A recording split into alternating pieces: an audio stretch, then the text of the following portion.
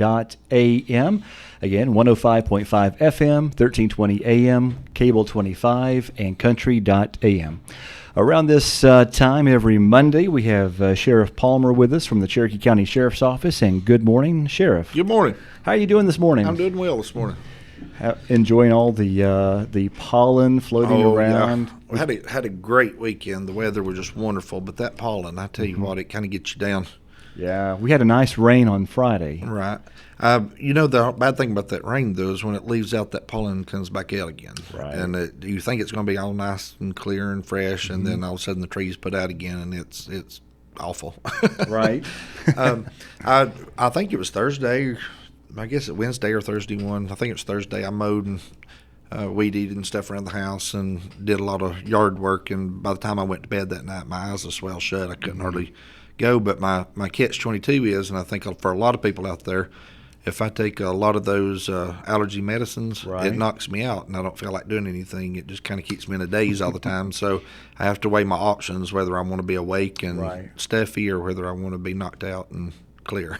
And some of those allergy medicines I saw on the news are not good for people long term. And I took notice that because I take an allergy pill at bedtime every night, just in case, so I don't suffer the next day. And I guess it does help me go to sleep too. But I never like waking up with a sore throat or itchy, so I take one of those pills every night for allergies, and I'll need to check on that for long-term usage. Well, the weather's been great, though. It's been wonderful the last few days, and we do need that rain to come in every now and then just to wash things out and to make the flowers grow, but I'm loving the sunshine. Oh, yeah. No complaints there. Yeah. Upper 70s, low 80s, and so far I have not missed winter yet. No, I've not missed it. maybe in July, but right now I haven't missed it. So, well, I've said this several times before, but when I was young, I used to really like cold weather and snow and all those kind of things. But I think the older I get, the more I enjoy the warm weather. It's kind of strange because I've always been a cold weather person, but I don't know. I guess I can cool down better than I can warm up now. One thing I did love about the winter and the snow when I was a kid, we would, I guess if anybody's seen National Lampoon's Vacation there, we actually did use the big dish pan as a sled to sled down the bank at our house. And that was so much fun as a kid just to be able to do things like that. Yeah. And instead of dragging out the sled, we just used the dish pan. It was slicker. I remember as a kid, too, we used to have my dad, I think it was a 46 Ford car hood that he used to pull us around with on the Jeep. And he had taken a seat and he had mounted that seat on that car hood and then he'd tie it to the Jeep and it was like a sled. So, he'd just pull us around everywhere in the wintertime in the sled and we'd sit on the car. It was fun. Good memories. It is. Very good memories. Yeah. All right. Did you have a pretty good weekend? I did. Had a great weekend. I sure did. It was kind of quiet and peaceful this weekend. Wasn't a whole lot happening. Of course, you have your normal things that go on, and the calls never quit coming in. And there's always a lot of things happening as far as breaking and enters and larcenies and drug arrest and things of that nature. But it was just a normal weekend. It was a good weekend. Put things in perspective about how often does a home or a business here in Cherokee County get burglarized with. Through our jurisdiction outside the cities, we in the last few months we have averaged about 20 to 25 break-in enterings a month. So that's a little less than one a day. Right. But there are months when things do get crazy, and we do have as many as 40 or so a month, and so that's a little more than one a day. As summertime comes, you have rashes of things, and what happens is a lot of times people who live in different states but has a summer home here, they'll start coming back about this time of year, about the time things start warming up, and they'll discover that their home was broken into and report it. But it doesn't necessarily mean that it's breaking in today. It could have happened a month ago, or it could have happened a few weeks ago. And but a lot of those reports come in at one time, so that drives the statistics up a lot. And people need to keep in mind that if you are a seasonal resident, that there are people out there watching people's homes, waiting for a good time. So there are any kind of security system that you can add, or making sure that your neighbors are watching your house for you. Just can't be too prepared. We recommend, especially if you're going to be away from home, get a good security system. Get one you can monitor through the internet and things of that nature, and You know, it don't matter where you're at in the world. You can use your smartphone, you can use internet, and you can check on your house, you can check on your doors and those kind of things. And they've even got them. I know camera system I have on my place. I know it's even got alarms. So if somebody pulls up, it'll send you an alarm and a text that someone's at your house. So you know, there's a lot of ways that we can kind of secure our place, and we may not prevent a robbery from happening, or may not prevent a larceny from happening. But at least we can make it difficult. And at least if it does happen, there's ways we can track people down and arrest the ones who did it. Right. Otherwise, you're just completely blind to the situation. Right. But if you at least have maybe a description of a car, a tag number, or what the person. I know you use social media a lot to find people. We have great luck with social media. If we can get a good, clear picture of someone and put it on social media, we have great luck with that. People calling in and giving us information. And a lot of times they'll give information even if you don't have a clear picture, by the way people walk, by the way they carry themselves, or a certain piece of clothing they have on. Right. A lot of times people will call in and say, well, I'm not sure, but I think it's this person, or it looks like this person. And that at least gives us places to start. It gives us people to look into. If people have that, I mean, you could put out a bolo on a 6'1", blonde-haired, blue-eyed male, and people could call in and say, well, that sounds like Tim Radford. Right. But if they actually see the picture of the person, right, and like you say, with articles of clothing or jewelry that they are known for wearing, that does help narrow things down. It does, and especially if you have a vehicle in the picture, even though you can't get a tag number off of it. If you have a vehicle that's in the picture with it and in connection with the person, a lot of times a lot of people can put those things together and say, yeah, that's my neighbor, or that's my cousin, or that's a friend of mine, you know. And so just being able to put the description of the vehicle with it really helps a lot in identifying those persons.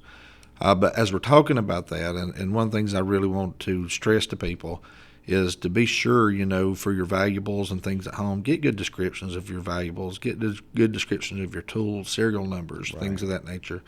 We're all bad, and I think that every one of us is guilty of going to Lowe's and buying power tools, or buying four-wheelers, or buying whatever, and bringing them home and using them, and then never recording that serial number. And then when something gets stolen, we may give it a description to the sheriff's office of, well, it was a blue power tool, but we don't have a serial number to match that.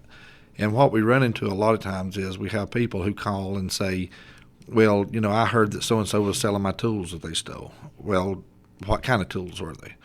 And so if they say, well, it's a socket set or a wrench set, or, you know, or hammers and all those kind of things, without a good description or some kind of identifying marks on those things, even if we catch those people with them, if they don't admit to stealing them or don't admit to where they come from, we can't prosecute them. We have a hard time prosecuting them if we can't identify those things. So one thing I encourage a lot of people to do, and I know a lot of mechanics do this, is you can go to Lowe's or Home Depot or wherever and buy an etching tool. And if you got a socket set or you've got a wrench set, and scratch your initials out on it, scratch a number out on it, scratch something out on it that you can identify what those particular tools are. If you have power tools, be sure and record those serial numbers. We can enter those things into the computer. Right. And so later on, if an officer somewhere else runs that serial number on that item, he can verify that it's stolen. Right. You know, I know, and a lot of people know, that there's some people in this county that if they have property, they stole it. That they don't have a job, they don't have a home, they don't have these things. And if they have it in their possession, you can pretty much guarantee it's stolen. Right. But proving that, and proving it in a court of law, and taking it in front of the magistrate and swearing a warrant out on somebody is not as easy as just they have a history. And we have to be able to prove that item is stolen. So I want to encourage everybody out there to please take the time to record your serial numbers, even take pictures. Take pictures of your property. Take pictures of the things you have. I know that, like with a lot of the motorcycles and different things we had stolen, even though serial numbers, VIN numbers were recorded and we were able to identify them through that, a lot of times people take pictures of those things and put them on social media. You know, the motorcycle that I found on the back of the pickup truck down at the Mexican restaurant, I saw that report, and I knew that report. I knew there was a motorcycle stolen. But what helped me to identify that motorcycle is the victim had actually posted that on Facebook, a picture of that motorcycle. And so when I was walking by that vehicle and saw that motorcycle on the back of it, I remembered it from social media, what it looked like. And so even at that, just by having pictures, that will help us to more readily identify your property and be able to identify the persons who have it. And not only does that help with things that are stolen, if you could just imagine one day that your house were to burn to the ground and you're trying to tell the insurance company what all you had for valuables there, it's kind of hard to sit there and try to walk through the house and try to figure out that was there, or even proving that you own certain things. So if you have like an online backup, like pictures on Facebook or on a cloud drive or something like that, you can actually say, these are the possessions that I need to replace. That's a very good point, because depending on your insurance company, there are insurance companies out there that will not pay off on contents of the home unless it is photographed or unless it is documented that it was in the home. Some insurance companies will, some won't. So if you go in there and say, I had a 50-inch big screen TV and 4 rifles in the corner, a lot of these insurance companies won't pay off unless you can prove that you had a TV and that you had rifles in the corner. So one way they do that is videotaping homes or taking pictures of everything in your home. One thing I suggest is just take a video camera or your cell phone and just walk around your home, walk from room to room and videotape the rooms and what's in those rooms. And that way you have it as a backup, where if you do lose your home or you do get burglarized and somebody steals everything you have it documented as to what you had in your home, and therefore not only helps us to identify it, but also for insurance claims and things of that nature. And of course, for things like that, you want to make sure that the photos or whatever are not inside the home. If it were to burn down, then those would, unless it's a fireproof box or things like that. Well, that's why I suggest using your cell phone to do that, because most people take their cell phone with them wherever they go. It's amazing how attached we are to those things now. And if you're like me and you leave the house without it, a lot of times you turn around and go back to get it because your life is attached to those cell phones now and those smart devices. So if you use that to record your stuff, and they're even got clouds, internet clouds, you can upload this stuff to. So even if you don't want to do it on your phone, if you want to just use a camera or something like that nature, you can upload it to a cloud, and that way it's stored on the internet, so you can also retrieve it that way. All right. One of the other things we wanted to mention too about breaking and entering when there are cases like this is what kind of manpower is involved in trying to find items. I know everybody wants their case to be the center of the focus of your investigation team. Yeah, and that's very hard, because when you have, let's just say one a day, let's say you have 30 break and enters this month, we have 7 investigators that are dedicated to trying to solve those things. But those investigators are also solving assault or working on assault cases. They're working on child crime cases. They're working on different kinds of things that are out there. And so it's hard to have enough manpower to dedicate to everything that's going on. One of the things that we do want to encourage people is that to remember that if you have a break and enter and happen and officers come to your home, sometimes it takes those officers not just hours to work a crime scene at your home, but it also takes those officers many man hours a lot of times to track property down and to get different places. A lot of times people will call and they're upset because an investigator's not in the office right now for them to talk to. Right. Well, that's because they're out working on crimes. They're out trying to solve these things. And so it's hard a lot of times to get that balance in there as to spending time to answer phone calls, to get those messages and the things you need, and spending time out there trying to solve those crimes. So it's if our investigators stay in the office all the time, they're not going to be solving stuff. So we have to try to get them out there where they can get out in the field and go do searches and interview people and those type of things that will solve the crime. I'm sure it also takes a lot of time just to create that paper trail or electronic paper trail, whatever we use now. Well, the other thing, too, is, and this is something that people don't understand either, is that everything the officers do in an investigation has to be documented. Right. It has to be documented as to who they talked to, when they talked to them, what was said. All that has to be typed up in report form, and it has to be emailed to the district attorney's office. So it's part of that discovery packet. And when officers are out here, even just stopping on the side of the road and talking to somebody about their case, they have to document that as who they talked to and what time and what they said about it. And any evidence that you take in, that all has to be properly... Everything has to be properly stored, and it has to be, there's forms or paperwork that has to do with that property that's seized and what we did with it and where it's at and who's touched it and all those kind of things. So there's a tremendous amount of work that's involved with that. And a lot of people think, well, my stuff got stolen, and my buddy called me and told me that Tim was down the road selling it. Tim does that a lot. Yeah. So you need to go down there and just kick Tim's door in and get my stuff, Well, it's not that easy. And we have to abide within the bounds of the law. Right. We have to do what the law allows us to do. And a lot of times when we get those type calls, Tim may be down the road selling stuff, but it may not be their stuff. It may be somebody else's stolen stuff. Right. So a lot of times there are confusion in that mix-up, especially when you get into tools and things of that nature, because there's so much of it out there floating around, it's hard to identify all these things. If you go out just today, for example, I challenge people to go out and just sit on the 4-lane for 10 minutes and watch all the trucks pass by that's got all the construction equipment and all the tools and parasols and shovels and rakes and toolboxes that just passes by in 10 minutes time. It seems like every other vehicle out there's got tools on it. Right. So it's hard to just go out and identify missing tools. All right. Let's see. Well, our time is quickly flying by. Yep. We talk a lot, don't we? We do. That's a good thing, I guess. All right. How can people help investigators do their job?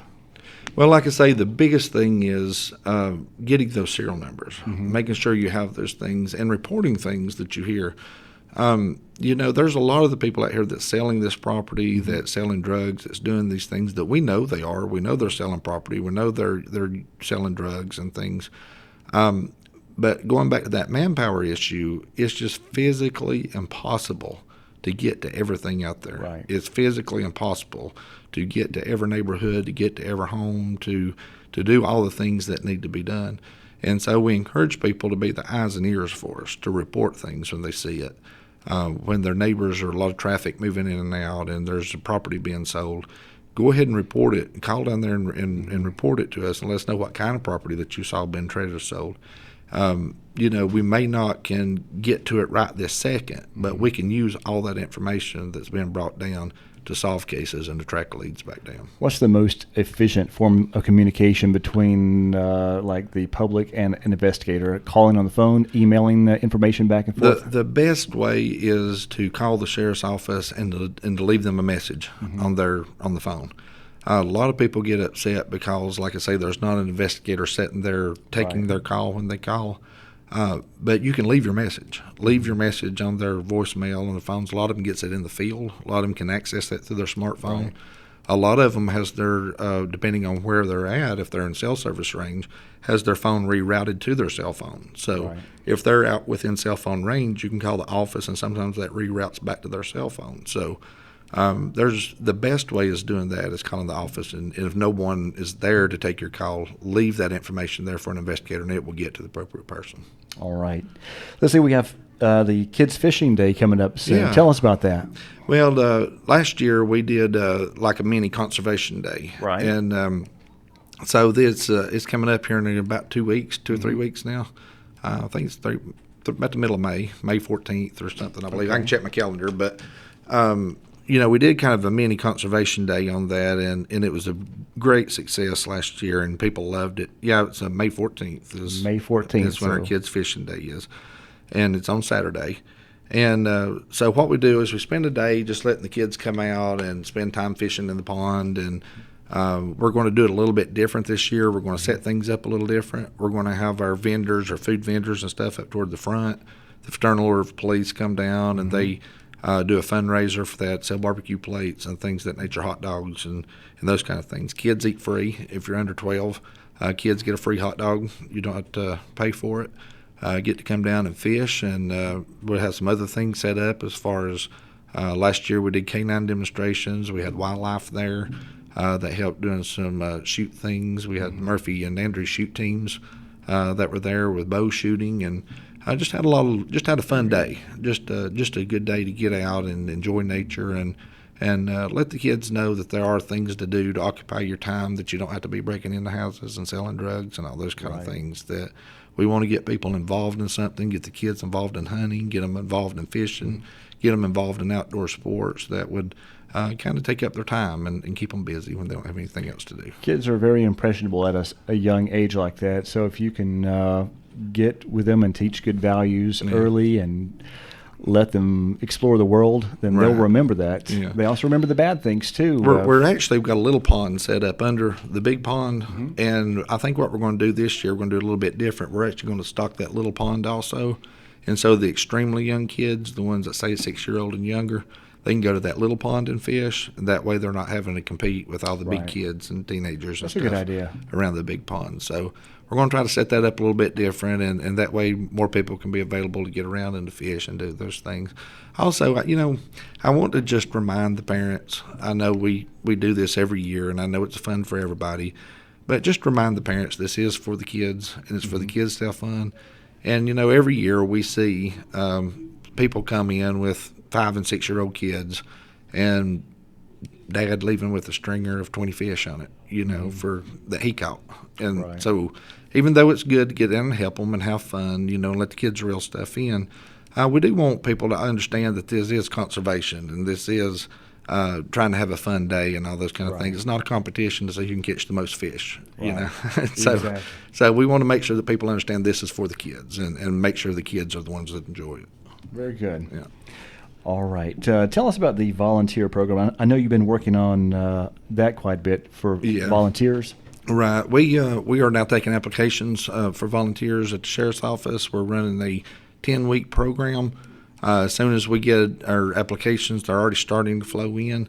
Once we see how many we're going to have for this first class, then we'll set a date on when to start it. It'll probably be somewhere, I'm guessing, end of May, 1st of June is kind of where we're shooting for to start. And it'll be a 10-week program on Thursday nights.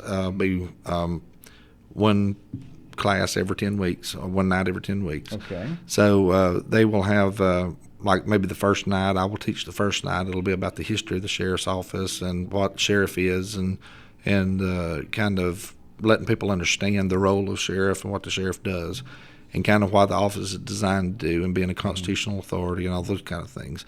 And then like the next Thursday night, we'll get down into different things. Like there'll be one night for patrol. There'll be another Thursday night for the detention center. There'll be another one for civil process. There'll be one for courtroom and bailiffs. There'll be one for just victims advocate programs and all those different things that we do at the Sheriff's Office. There'll be a night for concealed registration or concealed weapons permits and purchase permits and things of that nature. Evidence collection, crime scene. There'll be a lot of different things that we'll be doing over the course of 10 weeks. And it's more of an education program. It's a program just where our community can get involved. They understand what the Sheriff's Office does, understand why we do what we do, understand why some of the laws regulate what we can do and what we can't do. And it's just a way of trying to get the community more involved with the Sheriff's Office and trying to get the Sheriff's Office more involved with the community. And so we can work together on this. Once you complete that program and once you go through it, then we're going to look at utilizing those people that want to be volunteers at the Sheriff's Office, where they can do different things there, whether it's helping with fingerprinting, whether it's helping with serving subpoenas and different paperwork, or answering phones and things of that nature. So we're getting real excited about it and allowing the community to come in and help with us. You don't have to volunteer. If you want to just come take the classes and just listen and learn about the Sheriff's Office, you're more than welcome to come do that also. Just sit in on the 10-week classes, and you don't ever have to come back and volunteer for anything, but we're hoping that you do. Is there an age limit for volunteers? We want people to be at least 18 to take the class, and there's a lot of legality reasons for that. Because part of that also is doing ride-along programs with officers and those type of things. So we want to make sure that people of appropriate age and adults that can sign waivers and things of that nature. Right. So someone who may go through this volunteer program, becoming a volunteer, they actually may discover they have an interest in becoming law enforcement as a career. They could. You never know. They could. And so we encourage especially young people that want to be involved in this. One thing with this volunteer program, too, is once we complete this, for activities we have, like our 4th of July events, our parades, our the folk school, we usually try to help out there, and different community events that we do. We're hoping to utilize these volunteers with those events also, and just have them get out, be visible, and represent the Sheriff's Office, and help strengthen that relationship and build that bond with the community. Well, very good. All right. I see we're pretty much out of time almost, but we want to mention that you are having bookings right now to speak at Bible schools and some churches as well? People are calling almost on a daily basis now. They know that summer's coming in. We've got Bible schools coming up. We've got all these things, these community events that's happening in the summertime. And so people are calling and scheduling me to come speak at different events and speaking at their Bible school programs and speaking to their churches and other community organizations that are out there, community watch programs. There are a lot of community organizations out there, a lot of nonprofit organizations that exist in our county. I was surprised. And so what I want to encourage people to do is, if you think that you want me to come speak at any of these things, or anybody from my office, if you want an investigator to come speak, or the chief deputy, or anybody that you would like to come speak, call and schedule that and book that with us, because we are doing vacations with our families and different things. So it's good to know who we need to go to and who we need to help during this time, so we can schedule our own family plans and stuff around it. So if you want us to come speak and speak to your church or community organization, I'll be more than happy to do that. Just call the sheriff's office and we'll schedule a day to do that. 837-2589. That is correct. All right, Sheriff, thank you very much. You have a great day. You're tuned to WKRK 105.5 FM, 1320 AM, cable TV channel 25, and worldwide at country.am.